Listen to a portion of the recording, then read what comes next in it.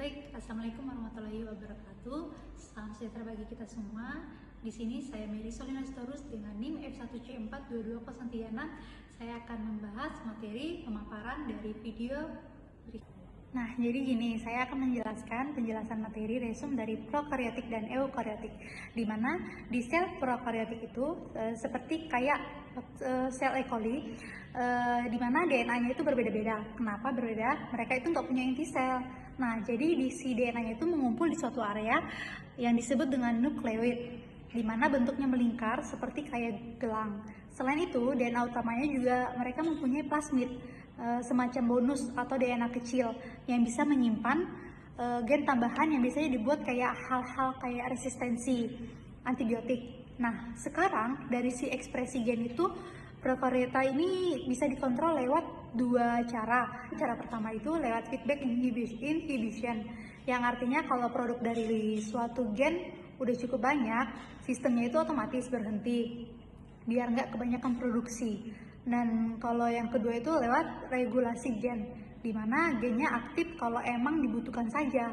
Jadi intinya tuh kayak lebih menghemat energi. Nah, kemudian sistem yang mengatur ini disebut dengan operon.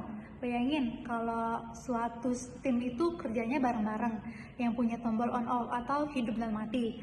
Jadi si tombolnya itu disebut dengan operator, dan ada juga bosnya yang mengatur dari si protein-protein itu, protein reseptor. Kalau si reseptornya nempel di operator, sistemnya akan mati. Nah, begitu juga sebaliknya, kalau dilepas sistemnya akan nyala lagi, dan si RNA polimerase bisa jalan untuk membuat protein. Kalau contohnya itu bisa dikenal dengan lac operon, di mana lac operon ini sistemnya mengatur di mana bakteri memakai laktosa membuat energi. Jadi kalau nggak ada laktosa, gennya itu akan mati. Nah, kenapa ya mati? Nah, jadi kalau mesinnya itu mati, itu bahan bakunya kan nggak ada. Tapi pas si laktosanya muncul, dia akan berubah menjadi alaktosa, yang dimana ini bisa membuat reseptor menjadi lepas, dan akhirnya si gen itu bisa aktif dan bakteri bisa dicerna laktosa. Tapi kalau glukosa atau si energi utamanya itu masih ada, sistem ini akan mati karena si bakteri E. coli tadi lebih memilih glukosa. Dan di sini ada peran CAP dan CAMP, di mana untuk membantu mengaktifkan sistem saat glukosa habis. Nah, pada sistem inilah disebut dengan regulasi positif. Terus ada juga yang namanya TRP operon, di mana kebalikannya nih, kalau triptofan itu kan gennya banyak nih, jadi kalau dimatiin itu biar nggak kebanyakan produksi. Itu contoh dari TRP operon ini seperti feedback negatif yang super efisiensi. Nah, jadi kesimpulannya itu dari si prokaryot ini, ekspresi gen yang di prokaryota menjadi lebih simpel atau lebih cerdas. Nah, jadi dengan cara dua kontrol, yaitu kontrol negatif seperti reseptor dan positif kayak aktivator, kayak sistem otomatis di pabrik yang ada kalau ada bahan dan kalau mati kalau stok bahannya habis. Baik, saya akan menjelaskan materi kedua, yaitu mengenai tentang eukaryot. Jadi kalau di sel eukaryot itu, misalnya tubuh kita itu kan semuanya selnya itu sebenarnya punya DNA yang sama, tapi anehnya kok bisa ada yang berbeda-beda. Itu kenapa? Nah, itu karena ada yang menjadi sel otot, sel saraf, sel kulit. Nah, itu yang disebutkan dengan ekspresi gennya menjadi beda-beda. Jadi bukan DNA-nya yang berbeda, tapi si gennya itu yang dihidupin dan dimatiin dan dibikin fungsi selnya yang berbeda. Nah, jadi proses inilah yang disebut dengan diferensiasi sel. Nah, terus gen eukaryotik itu punya bagian-bagian kayak exon, intron, dan enhancer. Nah, kalau diibaratkan si exon itu bagian cerita utama, kalau si intron itu kayak iklan dan yang dibuang waktu editing. Kalau sedangkan si enhancer ini itu kayak promoter, seperti tombol volume yang bisa nambahin atau ngurangin seberapa keras si gen itu mengungkapkan atau berbicara. Begitu. Nah, sekarang soal cara sel ngatur gen itu bagaimana? itu ada beberapa tahap, yang dimana tahap pertama itu ada modifikasi kromation, dimana DNA itu akan melilit si histon tadi, dan kadang lilitannya itu bisa longgar atau bisa kencang, atau longgar karena asetilasinya itu kayak longgar gitu si histon. Nah, jadi si gennya itu bisa aktif. Tapi kalau rapid itu karena metilasi DNA-nya. Jadi gen tersebut susah untuk diakses, seperti kayak pintu yang dikunci, itu contohnya. Nah, yang kedua itu ada kontrol transkripsi.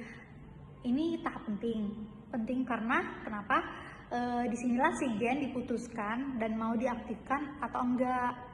Jadi ada yang namanya si enhancer dan si lancer.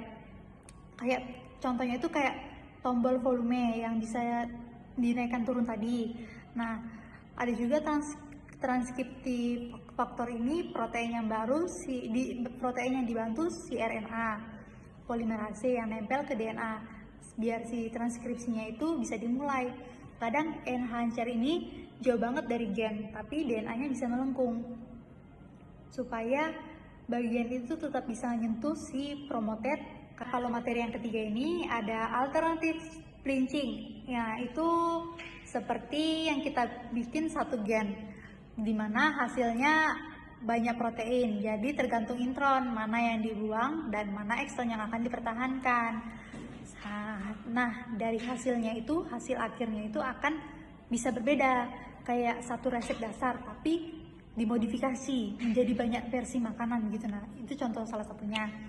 Jadi yang poin keempat itu ada pengendalian mRNA dan translasi, dimana setelah si gen mRNA ini nggak semuanya langsung diterjemahkan jadi protein, ada juga sistem kontrol kayak miRNA dan siRNA, dimana bisa nyetop si mRNA tadi atau malah menghancurkan kalau misalnya ada yang nggak dibutuhkan.